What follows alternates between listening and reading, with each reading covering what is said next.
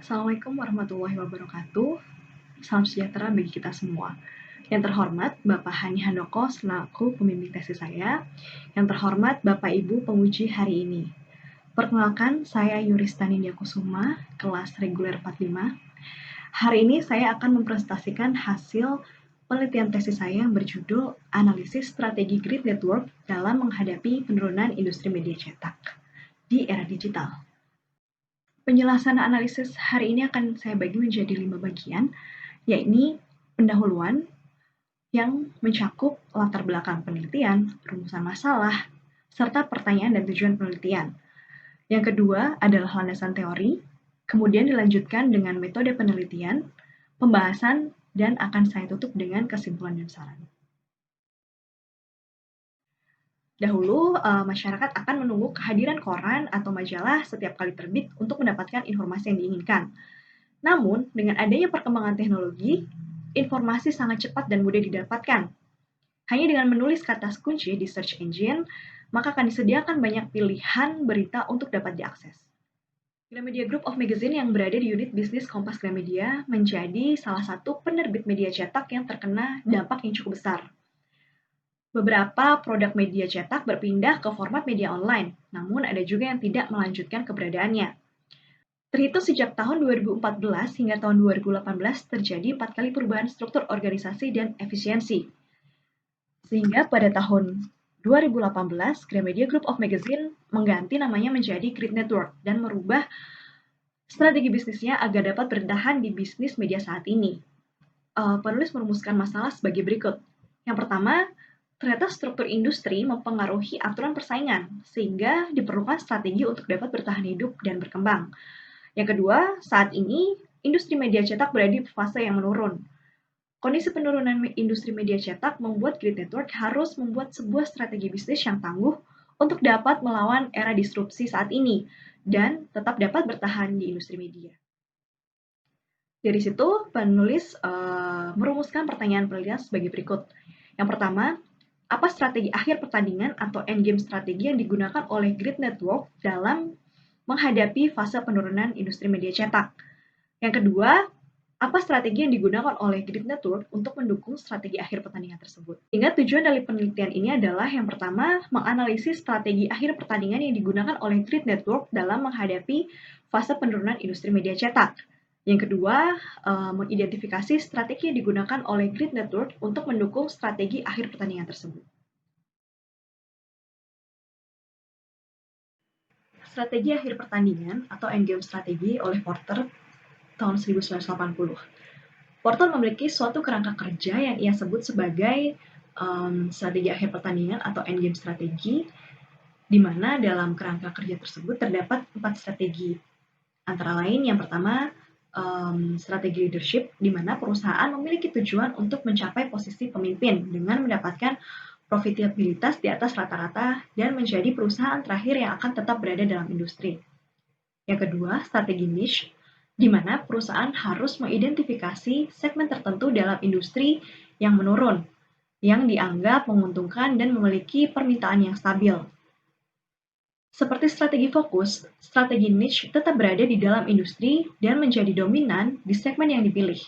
Biasanya perusahaan akan meninggalkan segmen yang lain. Yang ketiga adalah strategi harvesting, di mana perusahaan menghentikan investasi baru, mengurangi pemeliharaan fasilitas, serta mengurangi biaya penelitian dan periklanan. Yang keempat adalah strategi quick divesting, di mana perusahaan berasumsi bahwa untuk memulihkan investasinya dari bisnis adalah dengan menjualnya pada tahap awal penurunan, daripada dengan memanen atau menjual nanti atau dengan mengikuti salah satu tindakan yang lain. Untuk dapat menentukan strategi yang sesuai dengan kondisi perusahaan, perlu dilakukan analisis eksternal dan analisis kondisi internal, di mana analisis eksternal digunakan untuk mengetahui apakah struktur industri tersebut masih menguntungkan atau tidak. Analisis ini dibantu dengan menggunakan analisis lingkungan makro, analisis five forces, dan analisis faktor kunci. Sedangkan analisis internal digunakan untuk mengetahui bagaimana posisi perusahaan dalam persaingan, apakah cukup memiliki kekuatan kompetitif atau tidak. Analisis ini dibantu dengan menggunakan analisis rantai nilai dan juga competitive strength assessment, strategi pendukung atau product life cycle metrics. Life cycle portfolio matrix ini berisi metodologi yang cukup komprehensif yang mengarah ke beragam program dan tindakan untuk mendukung berbagai strategi yang diinginkan di setiap bisnis.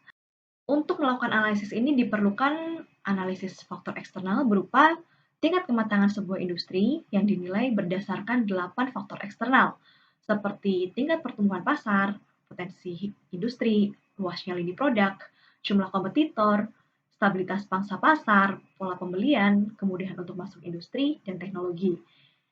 Selain itu, diperlukan juga analisis faktor internal yang memperlihatkan posisi kompetitif suatu perusahaan, di mana posisi ini dibagi menjadi 6, yakni dominan, strong, favorable, tenable, weak, dan non-viable. Dari analisis life cycle portfolio matrix ini akan ada dua analisis strategi, yaitu generic strategis dan ADL metodologi. Kedua strategi tersebut akan memberikan rekomendasi strategi yang sesuai dengan kondisi perusahaan.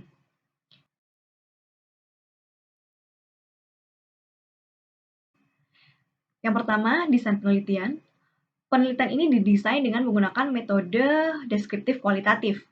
Tujuan dari penelitian deskriptif adalah menghasilkan gambaran akurat tentang sebuah kelompok, menggambarkan mekanisme sebuah proses atau hubungan, memberikan gambaran lengkap baik dalam bentuk verbal atau numeral, menyajikan informasi dasar akan suatu hubungan, menciptakan kategori, dan mengklarifikasikan subjek penelitian. Penelitian kualitatif berguna untuk menjawab why dan how, untuk mengeksplorasi topik baru, mengerti permasalahan yang kompleks, menjelaskan perilaku, dan identifikasi nilai sosial maupun nilai budaya yang ada. Untuk metode pengumpulan data, penulis memiliki dua jenis data, yaitu jenis data primer dan sekunder. Jenis data primer didapatkan dari wawancara mendalam atau in-depth interview dengan top level management. Di sini penulis melakukan wawancara dengan HR Director dari Grid Network, kemudian Business Director dari Grid Network, dan Editor-in-Chief Tabloid Nova dan Nova ID. Untuk jenis data sekunder, penulis melakukan pengumpulan data melalui analisis dokumen yang berasal dari dokumen yang diberikan oleh perusahaan yang bersifat confidential. Data tersebut penulis dapat dari HR dan Business Department. Kemudian jenis data sekunder yang lain adalah didapat dari studi literatur, di mana penulis mendapatkannya dari publikasi lembaga, kemudian ada juga survei, artikel di website, dan lain sebagainya. Dengan demikian, kerangka analisis penelitian ini adalah sebagai berikut. Untuk mengidentifikasi strategi akhir pertandingan yang sesuai dengan kondisi perusahaan, penulis melakukan analisis strategi eksternal dan internal terlebih dahulu. Ketika strategi akhir pertandingan sudah teridentifikasi, maka penulis melakukan identifikasi strategi pendukung dengan kerangka life cycle portfolio matrix, yang kemudian hasil analisis ini merujuk pada rekomendasi strategi dan juga program aksi. Grid Network awalnya bernama Gramedia Group of Magazine, salah satu unit bisnis Kompas Gramedia atau Gramedia yang dulunya dikenal dengan produk tabloid dan majalah cetak dengan segmen gaya hidup dan hobi. Gramedia Group of Magazine berubah nama menjadi Grid Network dan dipimpin langsung oleh Vice President Entertainment KG Media, yakni Bapak Dahlan Dahi. Tugas dari Bapak Dahlan Dahi adalah mensinergikan seluruh aset digital yang ada di Kompas Gramedia, mulai dari konten, bisnis, teknologi, dan operasional, agar bisnis media ini dapat bergerak lebih cepat dan tumbuh secara sustainable di era digital.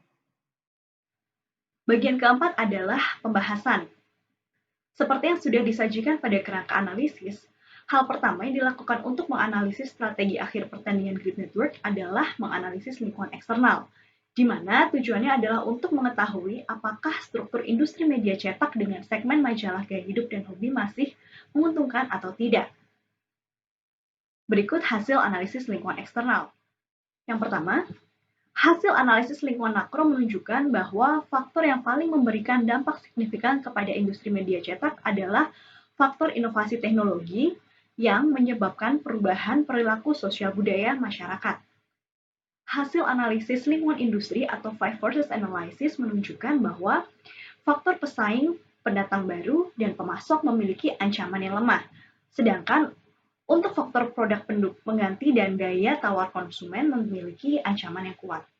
Dari hasil lingkungan makro dan analisis lingkungan industri ini dapat membantu untuk menganalisis fase kedewasaan industri.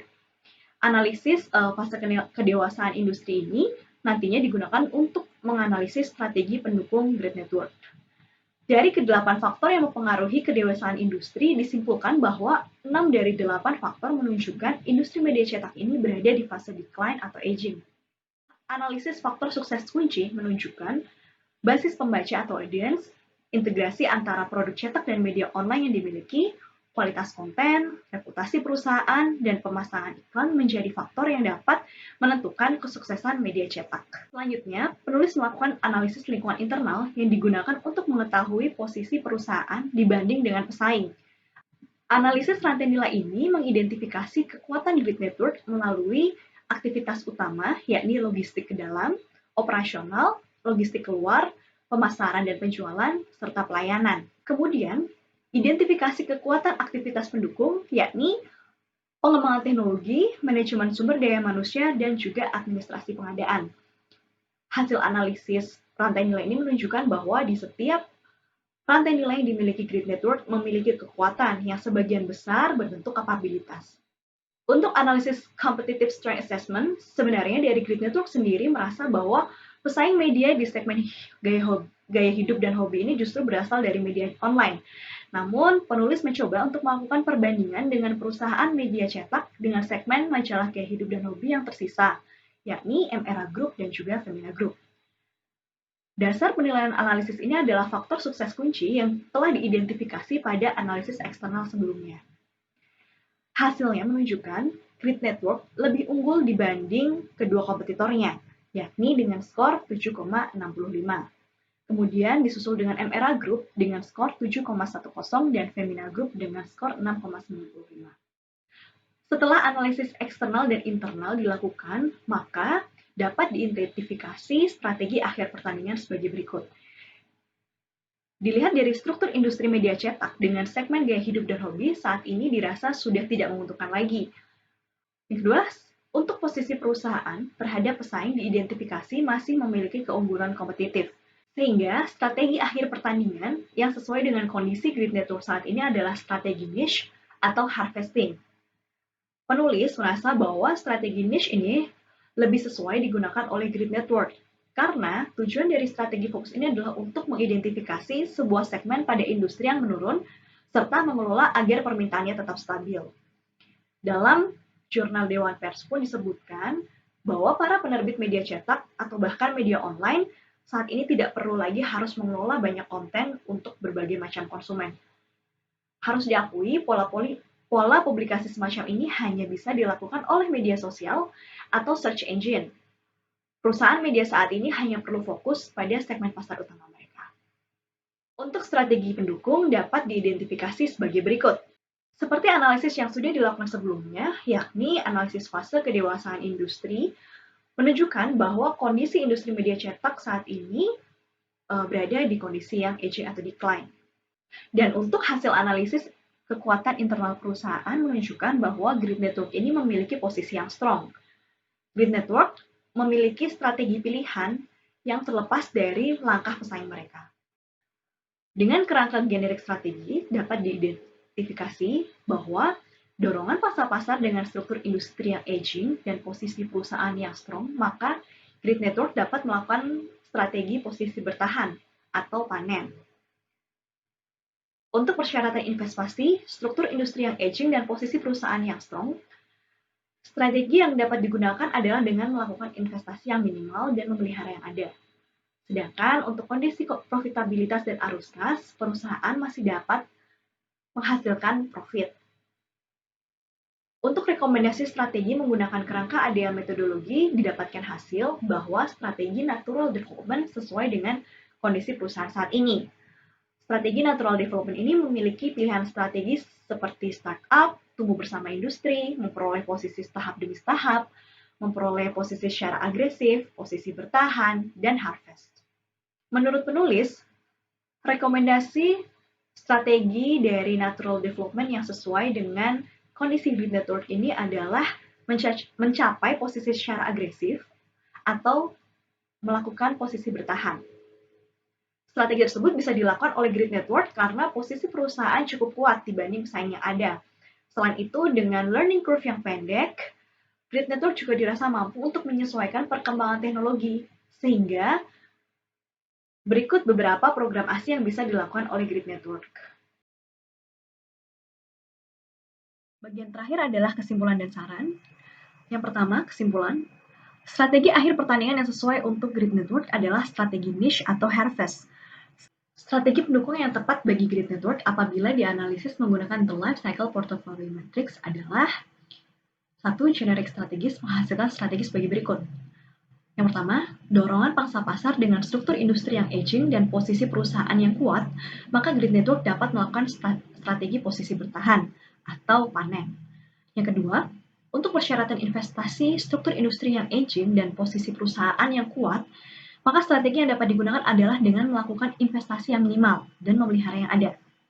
Dan untuk kondisi profitabilitas dan arus kas, perusahaan dengan struktur industri yang aging dan posisi perusahaan yang kuat masih dapat menghasilkan profit.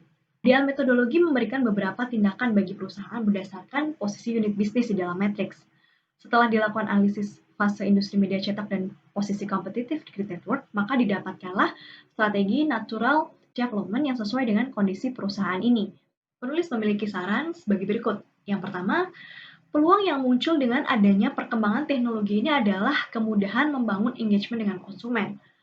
Grid Network dapat memanfaatkan teknologi untuk membuat aktivitas secara online dengan tujuan membangun engagement seperti aktivitas seminar secara online, kuis di media sosial, dan lain sebagainya.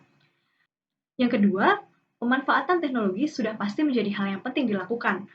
Setelah banyak produk digital yang dihasilkan, sebaiknya Grid Network tidak lupa untuk mengembangkan produk cetak yang dimiliki dengan cara mensinergikan media cetak dengan media online yang dimiliki, atau yang disebut dengan multi-platform delivery. Menurut Dolly, di tahun 2015, multi-platform delivery ini memungkinkan perusahaan untuk mempertahankan relevansinya pada saat pembaca dan pengiklan bergeser ke platform digital. Tetapi pendekatan ini memang memerlukan perombakan substansif dan dalam jenis sumber daya yang dibutuhkan, yang sebenarnya sudah dilakukan oleh Divisi Sumber Daya Manusia Grid Network. Demikian pemaparan hasil penelitian mengenai analisis strategi Grid Network dalam menghadapi penurunan industri media cetak di era digital.